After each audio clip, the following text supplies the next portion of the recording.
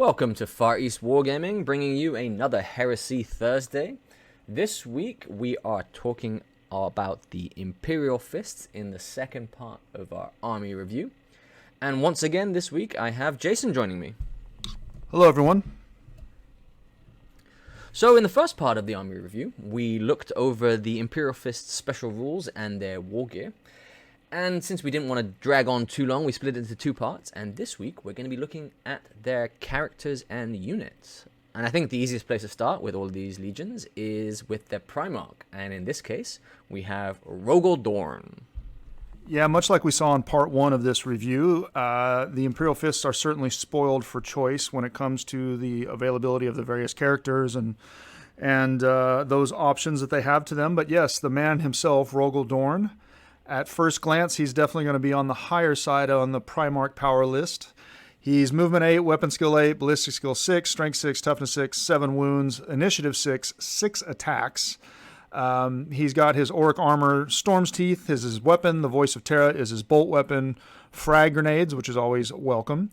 For the special rules, of course, he has all the ones that are available to a Primarch, but in addition, he also has things like Crusader, Furier's Charge 2, and he can Deep Strike, which is incredibly valuable, incredibly powerful for the Imperial Fist when you also consider that they have a lot of options in the war gear that allow other units to deep strike as well.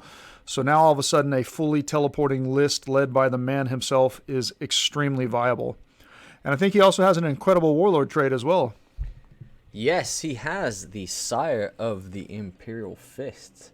And what this special rule allows is for all models with both the Legion Astartes Imperial Fist special rule and the character subtype that are in the same army may use his leadership value of 10 over their own, and any unit he is part of, or they are part of, may add +1 to the total number of successful wounds caused. So that really means that even your sergeants are coming in leadership 10 here.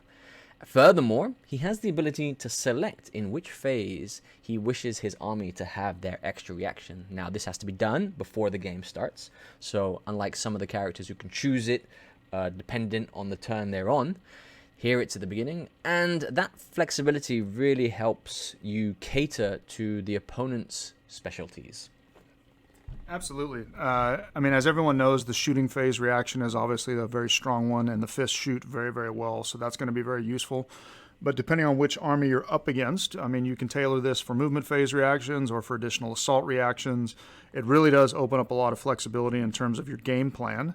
And because it's game by game, so if you happen to be playing like an event with multiple games as well, you have the opportunity to tailor for your opponent over the course of the event. So all in all, it's very, very strong. And his rules associated with his war gear and armor is nothing to sneeze about either. Yes, I think he's had an upgrade since the first 1.0. He is very much now a viable close combat Primarch, and I think in the first edition he was still good, but not as good as he is right now. His armor save of 2+ with a 4+ invul, but the auric armor's special rule is that he can only be wounded on a 4+. And this is huge when you're going against other Primarchs who have their higher strength weaponry, who are generally wounding each other on 2+ here. This negates a lot of those incoming wound rolls. And it's not just in hand-to-hand that this is very viable. If Dorn happens to be by himself or he's with a retinue or with another unit and he's tanking wounds, all of a sudden you have the option to just absorb those las cannon shots on Dorn. They're going to wound less often if he was, for example, by himself, right? He can only be wounded on a 4-up or better. It does open that up as well. And again, yes, if you're on a one-on-one versus somebody like, let's say, Ferrus Manus or any of the other close combat monsters from the Primarch list, he's definitely going to be harder to hit and harder to wound. His close combat weapon, Storm's Teeth, it also is, I think, a bit of a glow-up, if I'm not mistaken, because in 1.0, I think it was only AP 3, if I'm not mistaken, but it's now AP 2 plus 2 strength, so it's strength 8. He's instant killing, and it's melee 2-handed weapon, murderous strike 6, but that doesn't really come into play too much because he's got to have the native strength 8 with this weapon. Shred, Reaping Blow. So in most cases, he's going to be hitting things on 2s, unless they're weapon skill 5 or better. He's going to be wounding them on 2s. He has Shred, all at AP 2, all with a mountain of attacks. He also has another special rule, which is Bulwark of the Imperium, which means that any unit that he's with, or if he's by himself. If you're charged, it's a disordered charge. So again, this just adds to his durability. And then kind of the icing on the yellow banana cake is he also has the Voice of Terra, his bolt weapon, which is one of the better shooting options available to Primarchs.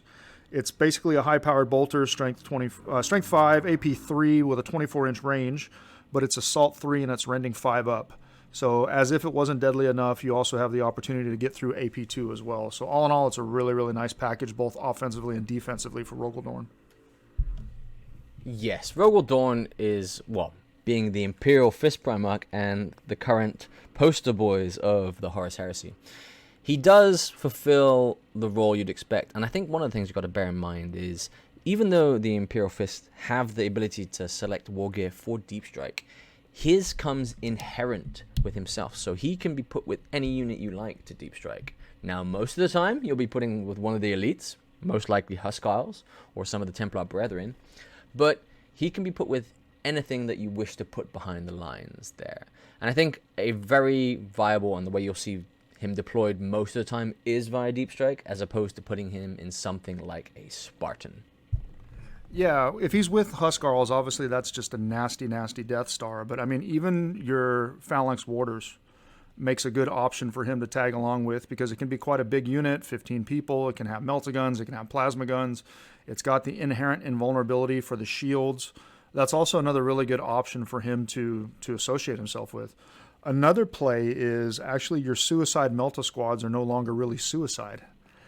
Deep striking in with a squad of 10 Melta guns is going to absolutely ruin something's day. And because he can basically be a blade of wounds absorbing hits for the squad, it just means that they're going to stick around and they're going to be much more of a pain to deal with and not die from the return fire immediately. So there's just a lot of really good synergies here between Dorn and many different units if you want to attach them to them. That's a good point, because the ability to deploy Melta into effective range has got a lot more difficult in 2.0, especially with the loss of veterans and their outflanking ability, and especially the new rules for the outflanking ability. Getting those Melta guns into range of Spartans and Land Raiders and things like this, or just any of the other tanks, is harder to do in this latest edition of Horus Heresy. Yeah, absolutely. And again, I mean, when we take all of his rules and abilities and synergies all into consideration, overall, he's definitely top-tier Primarch in a top-tier army with top-tier rights of war. So, again, it's kind of the best of the best. And he was mid-tier in 1.0. He's absolutely near the top in 2.0. So why wouldn't you take him if you're playing Primarch games? So that's the Primarch of the Imperial Fists. Now if we move on to their elites that are in the Liber Astartes, we start off with the Templar Brethren, and this is a 5-man squad that comes for 150 points. Now they have weapon skill 5, ballistic skill, strength and toughness of 4, 2 wounds each, and they're all coming in Artificer armor. Their standard loadout is a power sword, bolt pistol, and frag and crack grenades. And I think one of the things we like about them the most is their special rules. They get the Furious Charge 1 special rule and the Crusader. Yeah, these are really, really nice unit that's obviously designed to go up in somebody's face and slash them with swords and punch them with fists. It is a little bit pricey when you take it all the way up to 10-man, especially if you also give it the dedicated transport of, let's say, a Land Raider. Because you can take a Rhino, but why would you? Because Rhinos are not good for your assaulting units. So in most cases with Templar Brethren, you'd want them in the Land Raider. So the price on these does go up quite a bit and does make it a bit of a pricey unit when it's fully kitted out. You have a lot of options that you can take with it. You can take Melta Bombs. It's 25 points for the unit, so that's a steal on a full-size squad. Combat shields are only 2 points each, so you can give yourself an invuln, also really, really nice. You've got the standard upgrades of Nuncio Vox, Legion of Vexillas. If you wanted to, you could spam plasma pistols, but why? It just makes an expensive unit even more expensive. What's really, really nice is the champion gets some options which are very powerful. Your standard Power Fist can be instead a Solarite Power Gauntlet, which is amazing. You can take a Thunder Hammer, get access to that Brutal 2. That's also amazing. You can upgrade any of these weapons to Master Crafted, and you can also give the champion a Archaeotech pistol if you wanted to. So this is a really, really nice unit to go beat people up, but I think you don't see it as often. And the reason why you don't see it as often, and it's a real shame, is because it's just the Phalanx Warders are so good. if you're playing the Stone Gauntlet Rite of War like we talked about before, they just outshine Templar Brethren completely. They have the ability to get a better invuln. They have the ability to get a rerollable invuln. There's just really no reason to take the Templar Brethren, which is a shame because the models are beautiful, and I think that they are kind of true flavor in the Imperial Fist list. The Templar Brethren are the ones you would take with their own Rite of War, the Templar Assault, which makes them even more effective in their role. And you're right, they're not as tanky as the Phalanx Warders, but they have a different role as well. They're more assault-orientated and less defensive-orientated. They're there to do the damage and take the fight to the opponent, as opposed to sitting there and absorbing incoming fire or incoming charges like the Phalanx Warders. So yes, it depends on how you wish to play the Imperial Fists. Now, as we discussed in our last episode on the Imperial Fist Part 1, this is a very shooty army, or can be a very shooty army. So you have a preference or a tendency to lean towards tankier units like the Phalanx Warders. But if you wanted to go the completely opposite way, this Templar Assault Rite of War with Templar Brethren allows you to do that. Take the fight to the enemy. Yeah, and let's face it, I mean, Stone Gauntlet is so good. It would be really, really nice to see people play more of the Templar Assault Rite of War. It would be nice to see more of the generic Rites of War. Again, I think from a modeling, from a flavor, from a lore perspective, I mean, Templar Brethren should be in every Imperial Fist, in my opinion. But hey, everybody plays the game their own way. I think one of the undersold values of a lot of these units that have the ability to take melter bombs for their entire unit, this here is a very valid counter for absorbing charges from the walkers, which have always been problematic to take out in close combat. They tend to walk through these units. It makes you really think twice about charging your walkers into something like the Templar Brethren or even the Phalanx Warders, who can have these melter bombs. Yeah, that's true. Probably my last point that I would just raise is they can hang because of the weapon skill 5. That's also really, really powerful in the Horus Heresy. Once you get to that magic number or 5 or above, it's much harder for you to be hit. It's easier for you to hit the enemy, and if you are up against a Contemptor, it's not so easy for them to hit you. I don't count on the combat shields, however, absorbing the charge, because they are only a very, risky 6-up invuln. And you don't want to be facing brutal 3 hits with a 6-up invuln. You might as well just pick the models off the table. But again, I mean, these are just outshined in so many different ways by Phalanx Warders that's the reason why you don't see this very often. Well, speaking of the Phalanx Warders, let's delve into these guys. Now, unlike the Templar Brethren, these come as standard as a 10-man unit for 225 points. And they're following a more standard troops stat line with only weapon skill 4 and 1 wound and 3+ armor saves. These guys, in my opinion, are criminally undercosted for what they do, right? You get a 10-man squad for only 225 points, and let's just think about what you get for that only very slight premium versus regular Legion Breachers. For that small premium, everybody comes with a power axe. Everybody comes with boarding shields, breacher charges, etc.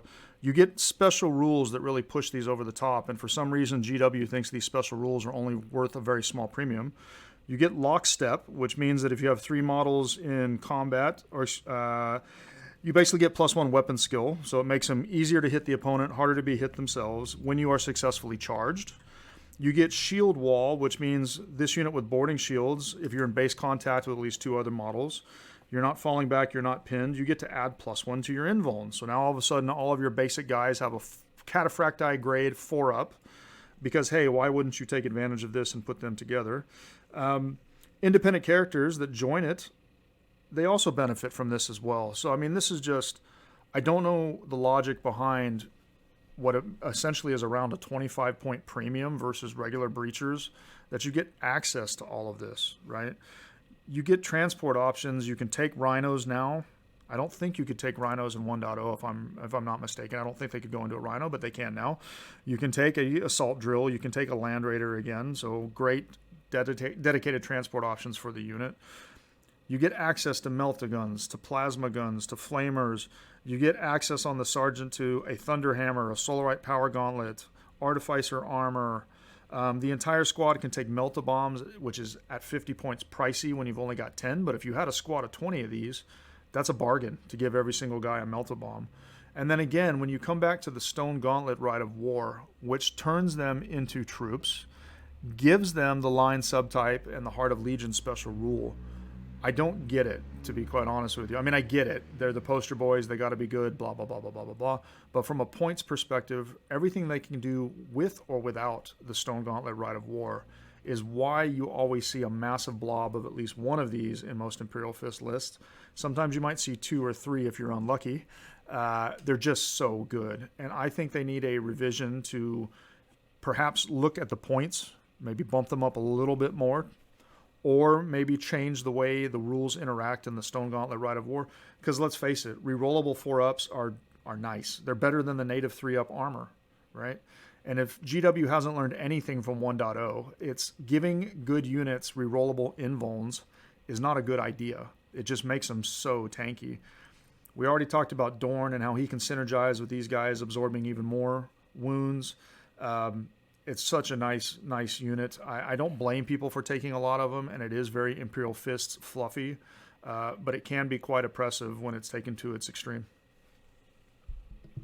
Yeah, for a 75-point premium on top of some breaches there, you're getting a vastly superior unit. But I think it comes down to, like Jason was saying, the synergies between the unit's rules and then their Legion Rite of War rules here that GW doesn't take enough into account in some situations. Again, poster boys for the New Age of Darkness here, so I think there's less of a desire for them to do so. And they're a must-take in all Imperial Fist armies if you're looking to run it this way. Giving them line, giving them rerollable invols, giving them Heart of Legion with an apothecary there. You're talking about a 4+ feel no pain on objectives, which is where you're putting these guys. It's a rerollable 4+ invol plus a 4+ feel no pain. These guys are very hard to take. Thankfully, I say thankfully, they only have 1 wound each. And you can, but you can have 20-man squads. You can, and again, why wouldn't you? And I think the last point that I want to make is that these are also in a non-Stone Gauntlet list. These are only a fast attack. And I don't know why they're not an elite. Why breachers belong in the fast attack, I have no idea. They should have been an elite choice because the fast attack is usually the underutilized section of most armies. And so it's just icing on the cake that you can actually take them in that slot and not give up an elite, not give up a heavy support. Again, it's a no-brainer. They need to look at these guys again, in my opinion. There's so many tweaks that could probably be done to them to not completely nerf them, but at least to make them less oppressive when, again, taken to the extreme, like so many other things in the Imperial Fists army. All in all, Phalanx Warders are a very good unit. Their basic stat line gets improved when they take a charge. They've got some fantastic saves, and their Rite of War just makes them even better. Well, those are the units that are in the Liber Astartes. They also have an extra HQ unit in the Exemplary Battle units. And that is, again, one of their key ones, the Imperial Fist Haskell Squads. Oh, these guys are so nice. Another fantastic choice for the Fists. For 275 points, you get 5 of them. These are weapon skill 5 Terminators, which is always great to have. The standard 2 wounds and the rest of the stat line. Interestingly, each Huskarl has 2 attacks, and so does the Huskarl Master, so at least you're not seeing an extra attack on him like you normally would. Leadership 9, but it's stubborn.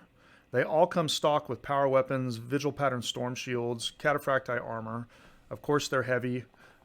They have Stubborn, Relentless, Bulky 2, Iron Bulwark, Huskarl Retinue, and the Deep Strike rules written in. So again, another unit that can Deep Strike in if you want to. You can take another 5 at 50 points each. You can have anybody exchange a power weapon for a Solarite Power Gauntlet for 10 points. Why wouldn't you? You need to take a Grenade Harness. You have that ability as well for 10 points. And what also makes these things great is for the Iron Bulwark special rule, if you've got 3 models with that rule and you're not locked in combat, all models in that unit, including those without the rule, gain Battle Hardened 1 for the duration of any assault phase in which you're successfully charged. So, haha, surprise, no longer your power fists, your thunder hammers, your chain fists instant killing these guys in assault because of that battle hardened 1, which just makes them extra tanky. And then with the Haskell retinue special rule, you can either take these by themselves as an HQ choice if you want, or you can assign them as a retinue to a character model, right? Typically with Master of the Legion and the Legion Astartes Imperial Fist rule. And if you do that, it's the same slot. I wouldn't do it with Dorn unless you're playing a massive game, because these are a very points-heavy unit. And again, remember that if you take a retinue with a Primarch, it counts towards the 25% limit. But again, because it's their own HQ slot, if they want it, you can just simply take one unit as an HQ and then take Dorn and then attach them together, and it's perfectly fine. Very, very strong. Probably the strongest Terminators in the game. I think they're even stronger, in my opinion, than Fire Drakes, because you get access to the Solarite Power Gauntlets, because you get the Battle Hardened 1, because you already have a 3-up save due to the Vigil Pattern Storm Shield. These guys are just the strongest termies in the game, in my opinion. Buffed even more when you have a proper character with them, or if you have Dorn or something else like that. Really, really nice unit, and again, another one that you're probably going to see in every single Imperial Fist list. Yeah, there's an argument to be made about the benefits of a Solarite Power Gauntlet versus a Thunderhammer, because of the fact of Brutal 2 being so significant here. And in general, Strength 8 is able to take out most other characters with instant death, or other units with instant death, Toughness 4 being a standard here. The Strength 10 from a Solarite Power Gauntlet really comes into play much more when you're going after vehicles there. But again, you can just keep them with their power up and give them something like Power Axes to really achieve that AP2 goodness that we're all looking for from our Terminators. Yeah, I think the right play is to mix both Power Axes and Solarite Power Gauntlets on these guys. Maybe a couple Axes. But where the Solarite Power Gauntlet shines is at Strength 10, right? So any other Legion Termies that happen to have a Battle Hardened 1, you're still going to instant kill them. Gal Vorbak, if I'm not mistaken, are T5. You can instant kill them. You're going to be wounding things like Contemptors and Leviathans on a 2-up with the Strength 10. So to me, it's not just the vehicle hunting. It just really makes them good against pretty much anything. And then they're going to tank the hits coming back because they have the 3-up invuln and they have their own Battle Hardened 1 if they're assaulted. So hey, I will gladly take the charge from a Contemptor, because chances are it's only going to kill 1 or 2 of these guys if it gets lucky. Because remember, Contemptor's close combat attacks are only Strength 9, and these have Battle Hardened 1 and a 3-up invuln. So really, really rock hard unit. Yes, it always makes you think about charging into anything with Battle Hardened and such good invulnerable saves there. So 3 very good units for the Imperial Fist. Now let's move on to their characters, and again, they have a plethora of these. And if we start with their first captain with the Imperial Fist, Sigismund for 230 points. For 230 points, you get a beefed up Praetor, which means that I would take Sigismund in any non-Dorn list. Sigismund is going to be my choice rather than taking a generic character. Because for that 230 points, you get Weapon Skill 7, which I think is higher than a Praetor's 6. You get 4 attacks, Initiative 5, Leadership 10, 2-up save. He comes with Artificer, Iron Halo, the Black Sword, a Mastercrafted Bolt Pistol, Frag and Crack. But it's his special rules that make him particularly deadly, and he's essentially a junior Primarch. So you get Master of the Legion for Rites of War. You get Fearless. You can't really break him. He has Eternal Warrior, which means he generally can't be instant killed by most things. Adamantium Will 3-up, so if you're absorbing psychic attacks or something like this, he has a chance to shrug those off. Dolorous Fighter, Death's Champion, Precision Strikes 3-up, which means you can allocate your attacks to Sergeants, to Vexillas, to things like this. He's also got a Warlord trait, Slayer of Kings. And if he is the Warlord, his Warlord trait, Slayer of Kings, means that if he slays the enemy Warlord in a challenge, you gain a bonus of 1 victory point, which is really, really nice. Any units in the same army as Sigismund that include 1 unit with the Legion Astartes Imperial Fist special rule, you get to add +1 to the number of wounds caused in each combat. So it favors a very aggressive, very assaulty force. You do get an extra reaction during the opponent's movement phase, which is probably the middle of the value for reactions. Shooting, of course, is number one. Movement is probably number two. Assault, in most cases, is number three. It's a really, really nice warlord trait, and I think also his war gear options are particularly deadly. Yeah, so the Slayer of Kings warlord trait is a toned-down version of what Dorn has himself, with increasing +1 to the combat results. But then again, depends how much you're really going to need that in a fight with Sigismund in the close combat there. For him, I think he's a very nice character to have, and he's extremely strong. His warlord trait and also his other weapons here, he's got the Death's Champion. So for Sigismund, any unit he joins gains a +2 on charge distances and sweeping advance rolls. And just having him allows you to take Templar Brethren as troops choices. Now, unlike the Rite of War, they don't gain line and Heart of the Legion, but they do move from the elite slot to a troop slot, which can help free up some space for some of the other elites you might want to bring. Yeah, absolutely. That extra +2 to the charge is nasty. I mean, that means probably the percentages, I don't know that off the top of my head, but the percentages for successful charges at 8 inches and above get dramatically better, and you're virtually guaranteed at anything less than 5 or 6 that you're going to get in, so that's really, really nice. That special rule, Dolorous Fighter, it says when his challenge is issued with any combat with Sigismund, he always has to accept the challenge, but why wouldn't you? He's an absolute blender. If the opposing player doesn't issue a challenge, Sigismund has to issue a challenge, which is perfectly fine. But when he's fighting in that challenge, all of a sudden his 4-up Iron Halo save is re-rollable. Or excuse me, the opponent's invulnerable save must be re-rolled if it's successful. Excuse me, I got that a little bit backwards. So now all of a sudden he's got, his Black Sword, which is Strength 6, AP 2, Instant Death, Master Crafted. So he's already going to be hitting most people on a 3 because of the Weapon Skill 7. He's going to be wounding most people on a 2 because of the Strength 6 due to the +2 of the sword. You get Master Crafted, and Instant Death. So what this basically means is in most cases, he's going to kill you before you even get to swing back because your invuln's not going to protect you because you have to re-roll it. Yeah, if you take him against non-Primarchs or any of the other Legion, we'll call them first captains, close combat Praetors here, he's still wiping the floor with them because of the automatic instant death. It's not a murderous strike, it's instant death at initiative, at strength +2, so giving him a strength 6 there, with his weapon skill of 7. Most of the time against other elite characters, he's hitting on 4s, he's wounding on 2s, and that Iron Halo save you now have to make twice here. Just makes him probably one of the strongest, if not the strongest, close combat character currently available. You can actually issue a challenge with him versus a Primarch, and the majority of Primarchs are weapon skill 7. There are a couple that are weapon skill 8, but the majority of Primarchs are weapon skill 7, so you're going to be hitting each other on 4s. He has Master Crafted. He's strength +2, so strength 6. A lot of the Primarchs are only toughness 6, so he's going to be wounding them on 4s. He has the instant death special rule. Again, he can actually tank a challenge for a couple rounds versus a Primarch. So he becomes a really, really good option for kind of slowing Primarchs down. And again, you're doing this for 230 points. And my experience would be that a Primarch like Morty will probably die to Sigismund rather than the other way around, just because of the weapon skill advantage that he has, the re-rolling on the invulns for the opponent, things like this. He's really, really, really a good fighter, and if you're going to already buy a tooled up Praetor, why not just take Sigismund? It's a no-brainer.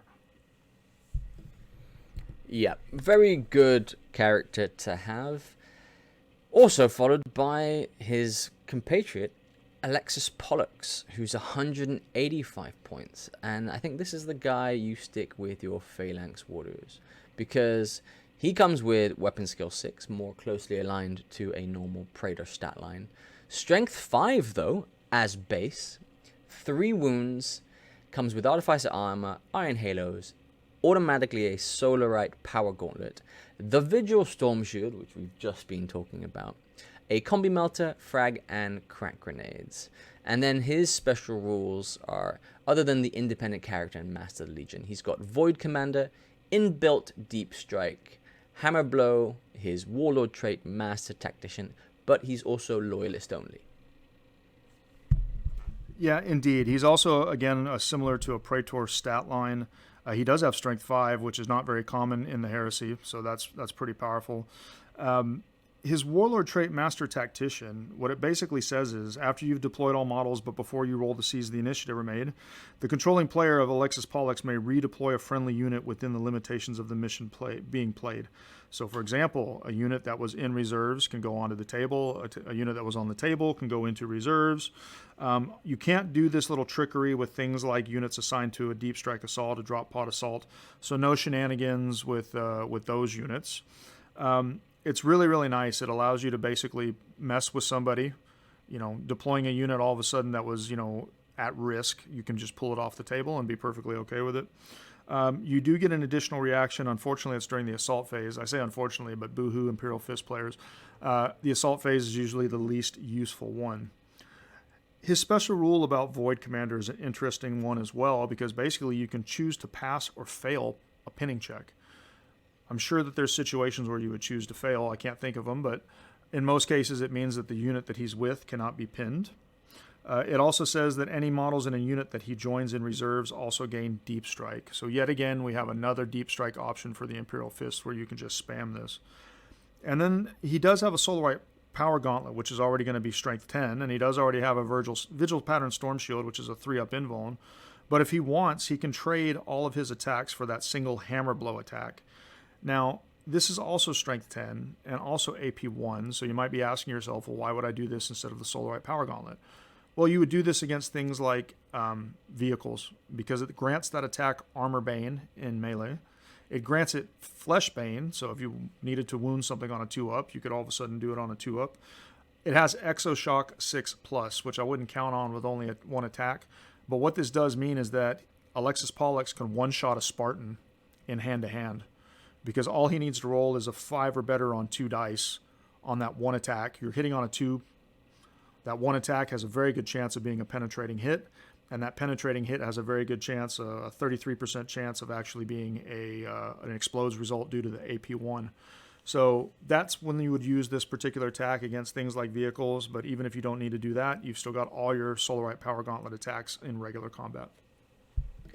Also, this hammer blow is not unwieldy, so it's not going at initiative step 1.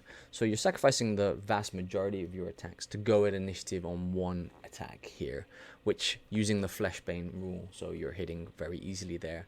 The one thing I'd say is, having looked at this, I think it's something we're going to have to figure out on how his Master Tactician could potentially work with the new Zone Mortalis rules for deployment, because here it's just saying you move one from reserves onto the field, and with the new rules for Zone Mortalis and how you deploy things, this could have some interactions. Again, something that just come at the top of my head. We'd have to really investigate this a bit deeper. Yeah, that's a great point, because I haven't seen any FAQ that actually refers to this and how it interacts with the reinforcement point mechanic in Zone Mortalis.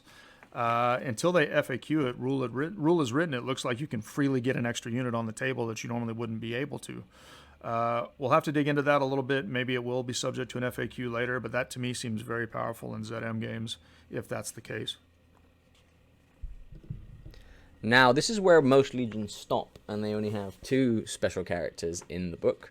But the Imperial Fists have a third, and I think most will be familiar with him from the lore and from the Horus Heresy books. But we have Fafnir Ran for 175 points, and he is the captain of the 1st Assault Cadre. Yeah, this is another one that I think GW needs to take a really long, hard look at the points, because I think he's very undercosted for what he does when you combine his rules with something like the Stone Gauntlet. So for 175 points, you basically get a Praetor stat line in most cases, Leadership 10. He comes with Artificer Armor, Bolt Pistol, Frag and Crack, Iron Halo. His 2 axes are called the Headsman and the Hunter, and he has a Boarding Shield, so he gets a 5-up invuln there, even though the Iron Halo is a 4-up. His special rules, again, independent character, Master of the Legion. He has Shield Master, Executioner's Tax, Hammer of Wrath 1, and his Warlord trait is called the Unbroken Wall, and this is where it gets pretty nasty, okay? So if he is the Warlord, and this is his Warlord trait, What it says is Fafnir and any models in any Legion Breacher squads or Phalanx Warder squads, hint, hint, Stone Gauntlet, in the same detachment gain a bonus of +1 to their weapon skill for the duration of any assault phase in which they successfully charge an enemy unit. You will note this is not written as Fafnir and his unit. It is any Legion Breacher unit, and the Phalanx Warder squads, now all of a sudden they're all weapon skill 5 if they charge. He gets an extra reaction in the opponent's assault phase, but as if the Stone Gauntlet Rite of War was not brutal enough, if you take Fafnir as your warlord in that particular Rite of War, your guys become close combat monsters, because that weapon skill 5 is, again, the sweet spot in the Heresy for close combat. Hitting most things on 3s, being hit themselves only on 5s, going toe-to-toe with Contemptors on 4s. Really, really, really nice. And again, looking at all the rules and the things that he gets, 175 points is incredibly undercosted versus just a regular Praetor.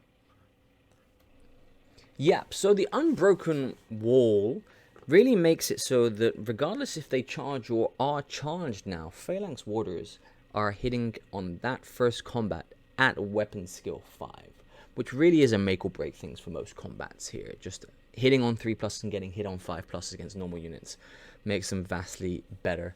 And even against the elites, it's a 4+ versus 4+, increases the survivability, and we've already talked about how survivable they are. If we look at his special rules again, we've got this Executioner's Task, and this is a defensive ability he has. When he is successfully charged and you place one or more enemy models in base contact with Fafnir, at initiative step 10, that enemy unit suffers D3 + 3, strength 5, no AP hits, and this happens all before pylons. Yeah, it's a free ability. It's free extra hits, which is absolutely nice. Now, one thing to be aware of if you're an opponent of Fafnir is if you position your charge properly, you can actually prevent this rule from going off if he's not in base-to-base contact. So just be aware of that. But I mean, the free extra hits at strength 5, nothing to sneeze at. They might kill a model or two in a charge. His other special rule, the Shield Master rule, says if he's locked in combat and you use the single axe profile for his axes, all hits inflicted by enemy models and allocated to Fafnir must reduce their strength by -1. So now, in most cases, he's not able to be instant killed, okay? Because those strength 8 attacks on a Power Fist, they go down to strength 7. If it's just a regular strength 4 attack, it's now only wounding him on 5s because it goes down to strength 3. It's a nice little defensive bonus where you could surprise somebody in a challenge or something like this and basically absorb all of their attacks. Now, his two axes that can kind of trigger this rule, the Headsman and the Hunter, they're both counted as power weapons. You can choose which weapon profile that you want to use. So, for example, if you use it as single axe, then it's a Strength +2, AP2, Shield Master, which is the rule we just talked about, Specialist Weapon, Master Crafted. These are not unwieldy. That isn't unwieldy attacks, and it's Master Crafted, so that's pretty nice. And at Strength 6, AP2 in a challenge, you've got a good chance to actually kill somebody that's got a Thunderhammer or a Power Fist before they can even hit you. If you decide to use the Twinned Axe profile, you get only +1 strength, but it is still AP2. Rampage 2, Specialist Weapon, Two-Handed, Master Crafted. So again, you're not unwieldy. You still get access to the Master Crafted. You get access to the Rampage 2, so you're going to be able to actually do more attacks in close combat. So it's really, really nice. I mean, it makes him very hard to kill, much like everything in the Imperial Fist list. It allows you to tailor which approach you want to take, depending on whether you charge, whether you get charged, what the opponent has in terms of weapons. It makes him really, really flexible and deadly to most opponents, just like Siggy and just like so many other things for the IF. Yeah, so the question really is if you're using a stronger single attack or trying to go for more attacks at a slightly weaker strength with the Rampage 2 special rule. And you have to bear in mind it's two-handed, so he does lose his boarding shield when he does this, but then again he's taking his save on the Iron Halo as anyway, on the 4+. So the boarding shield is kind of redundant in some extent to Fafnir, other than the lore side of things for him there. But all in all, another very powerful character for the Imperial Fists. It's a beautiful model as well, and it's also a great basis of conversions for pretty much any legion. I've taken one and I've turned it into a Iron Hands Moritat with twin grav pistols. It's pretty easy to shave off most of the Imperial Fists icons, leave the boarding shield off his back if you don't want to. It's a really, really nice model for that, for conversion base, so I also like it for that reason. Now, if 3 wasn't enough in the Liber Studies book, in our most recent release from Games Workshop for the Siege of Cthonia, we've added another character specifically for this campaign, and that's the Lord Castellan Evander Garius for 215 points here. And he follows a pretty standard Praetor stat line, with the exception that he's got a toughness of 5. Yeah, toughness 5 is amazing because, again, that affects the instant death thresholds. For his war gear, he's got what's called the Subjugator, the Incineratus. He's got the Tyrant's Regalia. So these are basically the names for his armor and his weapons. For his special rules, he has the standard ones pretty much for Praetors, but on top of that, he has Relentless, Stubborn, Adamantium Will, 3-up, great. Bulky 2, the Unfavored Son. He's Loyalist only, and his Warlord trait is called the Butcher of Larisan.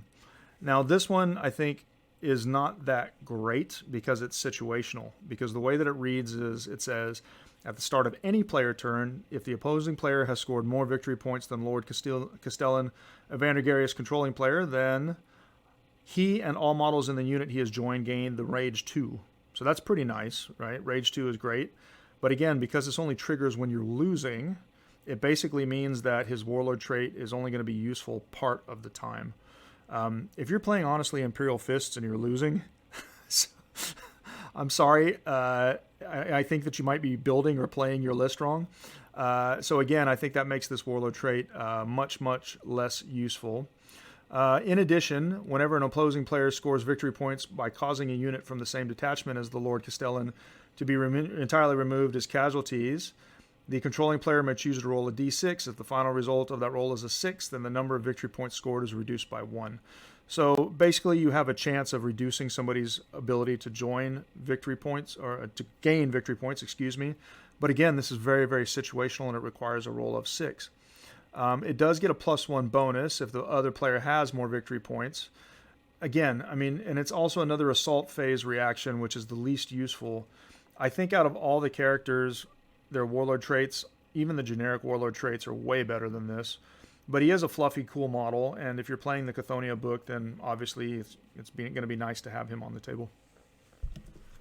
I think in the context of the Siege of Cthonia campaign and the rules that were released there, the Adamantium Will kind of does come into play, because we're likely to see a bit more demons coming in to things like this, on psychic powers for this.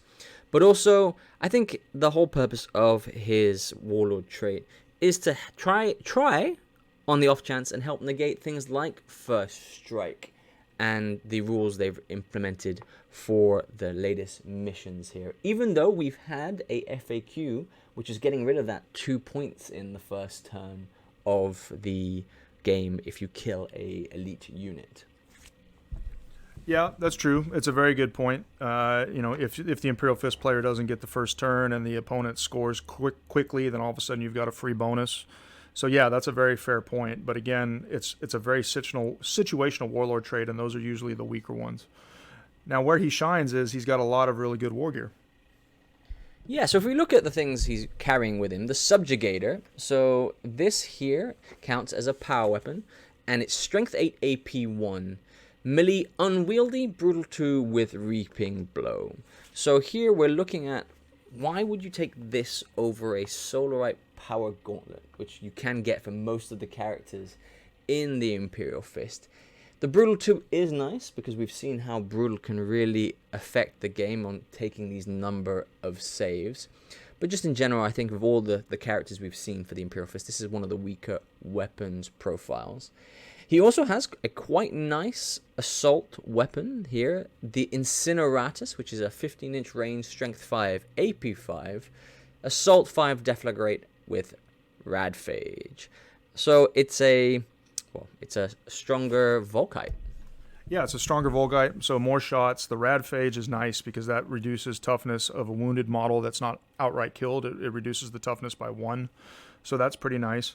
But coming back to the Subjugator, I think anything that has Brutal 2 is fantastic, as we already know with things like Thunderhammers. The Reaping Blow 1, which also means that if you're in base-to-base with more opponents, you get extra attacks. Yes, it's only strength 8 versus the Solarite Gauntlet at strength 10, but I think that Brutal 2 probably mathematically probably tips it in favor of that weapon. So it's still quite good. As far as his armor goes, it's basically Terminator armor, so 2-up armor save with a 4-up invuln like Cataphracti. In addition, he has a built-in Feel No Pain 5-up against any wound suffered in any fight subphase. So that's really, really nice. A free Feel No Pain when you're fighting in close combat, that's great. The last rule that he has is called the Unfavored Son, which basically says he can never be in a detachment that includes Dorn.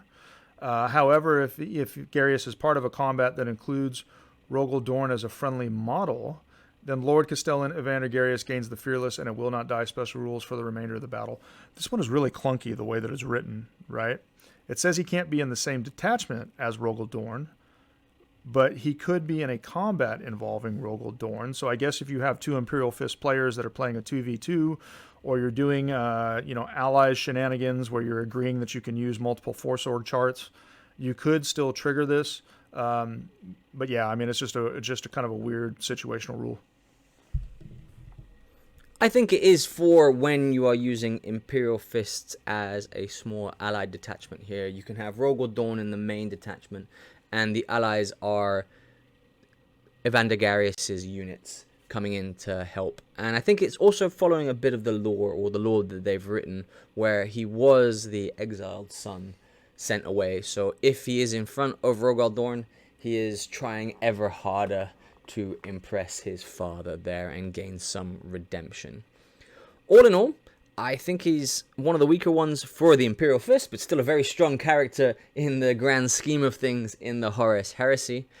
Jason's right, the Subjugator there with the Brutal 2, I think it's just really comparable to a better Thunderhammer because of the extra AP and that Reaping Blow that the Thunderhammer doesn't have. So yes, still a great weapon, but in my preference, when you have something like a Solar Power Gauntlet, I just like it a bit better. Yeah, I totally agree with everything you just said. Again, more icing on the Imperial Fist cake, another character, but the other characters are so good as well. You're probably going to see Garius in much fewer lists than you would, say, Siggy, or you would see Fafnir Ron. But again, you have choices. And I think that's the theme of both parts of this review of the Imperial Fist, is you really have no weaknesses. You can build a force to do whatever it is that you want, whether it's to be aggressive, combat-oriented, deep strike-oriented. It can be shooty if you want to be shooty. There's really no weaknesses in the Imperial Fist list. And I think if you're looking at it subjectively and not being biased, if you are an Imperial Fist player, you should be very happy with the choices that you have available because there's just so many of them. Even including your own version of a tank upgrade, which would be the Decurion Sagittar, which is also available in the Chthoniya book, and it's a 40-point upgrade on a tank like a Predator Squadron, Sicarans, Kratos. He comes with a pintle-mounted weapon of any kind. I think in most cases, you when you take him, you get a pintle-mounted Elastius assault cannon and an augury scanner for that 40 points. Augury scanner is nice. It messes with things like infiltrate and stuff like that. Now, his special rule he has called the Decurion Sagittar rule, which says that if you make a shooting attack, one defensive weapon or a pintle-mounted weapon may make attacks targeting a different target to any other weapon the model attacks with. This is resolved as a separate shooting attack, either before or after the attacks of all other weapons.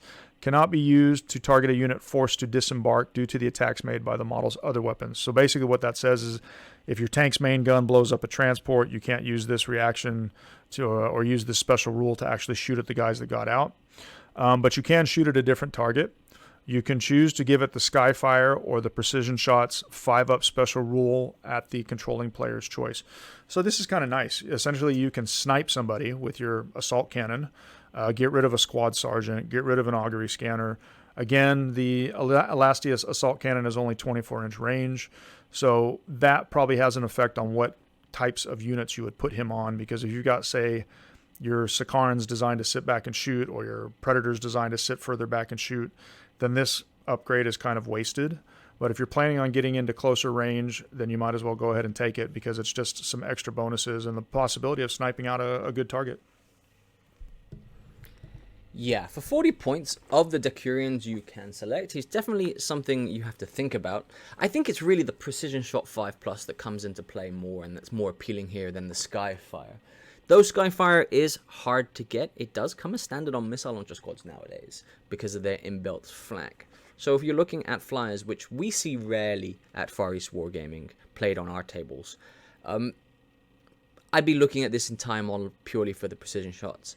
But sadly, it is Imperial Fist only, and nobody else can take it. We're just stuck with the standard selection of the Decurion Locus or the Decurion Defensor, which can do similar things, but just not as nice. Yeah, I mean, yes, precision shots is great, but, you know, an assault cannon rends on a 6, so that's nice as well. But, I mean, the possibility of getting the precision shot and the rend is actually quite low. So it's a fluffy choice. It's a decent-looking model, although horribly overpriced from a money perspective. Yeah, just more flexibility for the fists. Well, that concludes our review, part 2 of the Imperial Fists army. They are the poster boys for the Age of Darkness, so they do have quite a lot. Now, I like what they've done with some of the Imperial Fist rules, but I also think they do need an FAQ relatively soon to tone them down. Let us know what you think in the comments of the Imperial Fist, whether you're an Imperial Fist fanboy or one of the other legions waiting for something to come out for them. Hint, hint, Salamanders, Raven Guard. Yeah, absolutely. So it's a great list. Enjoy it while you can. Who knows if it'll get toned down, balanced, FAQ'd, whatever. But yeah, very, very flexible, very, very powerful force. No hate on the player. It's more hate on the game. But please also don't be that guy that's just taking this to its most oppressive maximum, because it's honestly not very fun to play against when somebody does that. But hey, everybody plays the way that they want to play. It's just a suggestion. It's not a criticism. Nothing else on my side other than to say thank you for those that have listened this long, and thank you for those that continue to follow us, adding those comments, liking, subscribing. We really, really, really enjoy the fact that we can interact with everybody when you leave the comments, so please continue to do so. And I think from me, I'm going to change it up a little bit, and this time I'm going to say we will see you on the next one.